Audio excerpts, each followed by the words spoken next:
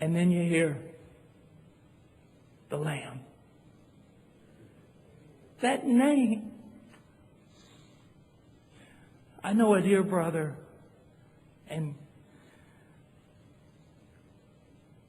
if you walk up to him, he's an old man, and you say, "Brother, tell me something about Jesus," he will turn around with his face glowing and tears just flowing down his face. "Let me tell you about the Lamb." I wish we would see Him as that precious. I don't need to psych you up for missions. I don't need to get you like some football player riled up to go do some good deed. What we need is a vision of Christ. And that will compel you. Paul, yes, he was a prisoner for Christ Jesus because he wore chains, but it was much bigger than that. He was indicating something else. He was a prisoner of the love of Christ. He was a prisoner of the splendid beauty of Christ. He saw Christ in such a way that Christ became of infinite worth to him. And it drove him. Some would say drove him almost mad, but drove him nonetheless. That's what we need. That's what we need in evangelicalism. It's what we need in reform movements and sovereign grace movements and every other kind of movement. We need an exalted vision of the beauty and power and the unique dignity of the person of Jesus Christ. That'll build a fire in a man that won't go out for 1,000 lifetimes. In verse 5, one of the elders said to me, "Stop weeping." Now, this elder is possibly part of a group of 24 that are possibly the most splendid, the most exalted rank of angelic creatures. It could be possible, we don't know, that they are the greatest, the highest order of creature. But notice, when he directs John, he does not direct John to himself. He points away from himself, and he directs John to the person of Jesus Christ. That is such a good word for those of us who are preachers. There are no great men of God. Never have been, never will be. I've known some of them, and they're not great at all. There are no great men of God, just tiny, faithless, unbelieving, sinful, minuscule, pathetic little men of a great and mighty God. He says to John, "Stop weeping," or "Stop wailing." This is not merely a consolation. He's not merely telling John, "John, I'm consoling you. I feel for you, John." No, this is a command. "John, stop. Stop." What's the difference between John and this elder?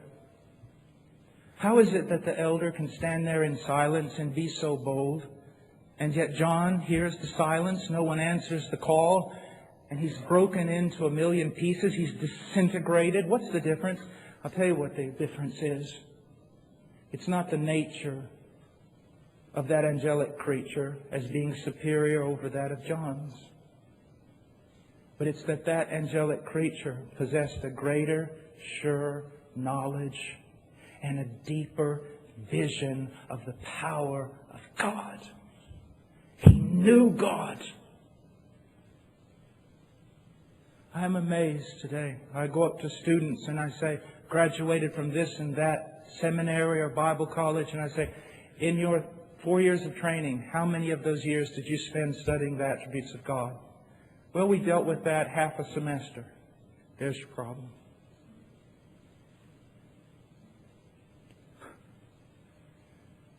There are two things in which men must be trained. One is to know their God, and the other is to understand the gospel. How to spend 4 years on both. We need a vision of Christ. Now, I want to stop here for a moment. I could tell you that you need to love God more, and you would say, of course I do. The question is, how do you love God more? Do you pull yourself up by your proverbial bootstraps? What do you do to make yourself love God more? Well, I love my wife now much more than I did when we were first married. She is an imperfect person, but over the 16 years that we have been married, I know more now of her virtue and her merit, her nature, the things and the ways in which God has changed her. And that virtue in her draws out my affections. So the more I see of her virtue, the more my affections are drawn out toward her, the more I love her. It's the same way. The more you know of God's virtue and merit and worth, if you are a true believer, the more your affections will be drawn out of you and control you. But if you're an unconverted churchman, the more you know of God, the more you will hate Him. Because your heart must be changed before such virtue could ever draw forth such affection. Now, let's go on. He says, John, stop weeping. Behold the Lion that is from the tribe of Judah, the root of David. Behold, Edu. Look. Be careful. Pay attention to this. At this moment, everything draws back and everything vanishes from John's sight. And there stands the Christ. The angel says, He is the Lion of the tribe of Judah. Now, this is a messianic title taken from Genesis chapter 49. Just let me read it to you. Judah, your brothers shall praise you. Your hands shall be on the neck of your enemies. Your father's son shall bow down to you. Judah is a lion's whelp. From the prey, my son, you have gone up. He couches, he lies down as a lion, and as a lion, who dares rouse him up? The scepter shall not depart from Judah, nor the ruler's staff from between his feet until Shiloh comes, and to him shall be the obedience of the peoples. Now, why is he called the Lion of the tribe of Judah? He is presented here. Jesus Christ is presented as the great, the magnificent, the fierce warrior king. Yes, now I want you to hold on to that. He is presented as God's great champion and the champion of God's people. Now, He's also called the root of David.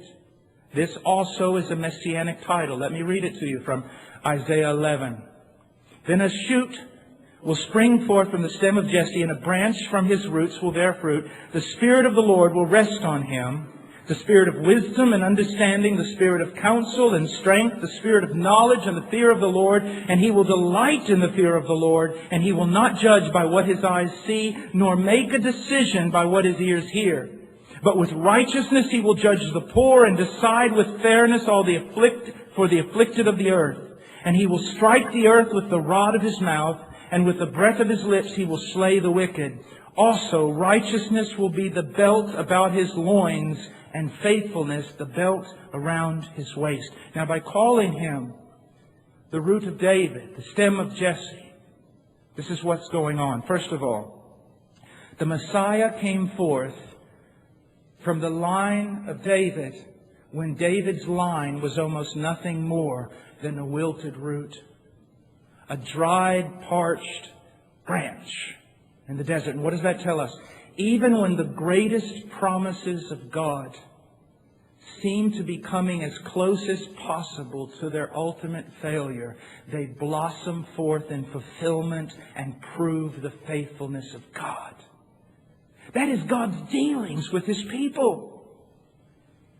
That it seems like before every great victory, we get closer and closer and closer and closer to failure, so that every human strength is exhausted. All endeavors of mankind are dried up. There is no hope. And then He comes bursting forth. Is that not the way God moves in history? Secondly, though He is the Son of God, He is the Son of Man. He is of David's line. I think this is so amazing, folks. I could stop right here, and for the next 3 hours, we could just go on this. And what's so important here? Just listen to me.